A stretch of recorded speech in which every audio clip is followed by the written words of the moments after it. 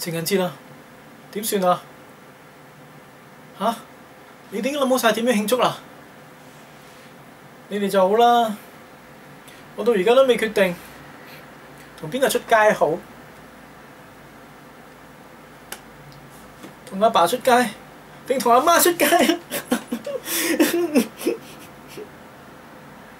唔得，今個情人節我一定要為我嘅幸福着想。我約我嘅女神出街。好多做兵嘅都會以為情人節女神一定有好多人約㗎啦。正正因為個個都係咁諗，所以根本冇人夠膽約佢。計我話，情人節先係女神最得閒嘅日子。只要我肯踏出呢一步，我就係一個將軍啦。事不宜遲，我依家就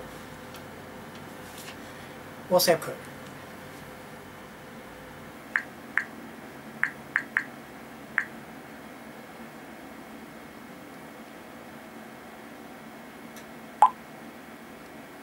去睇戲定行海旁好呢？一於睇完戲再行海旁，再睇戲，再行海旁。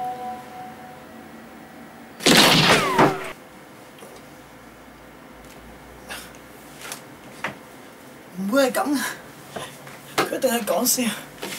我要問清楚佢。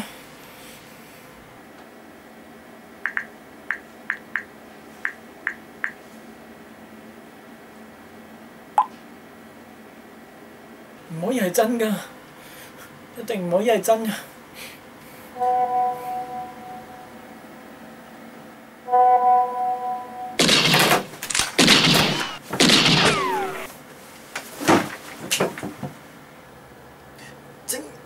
情人節快樂啊！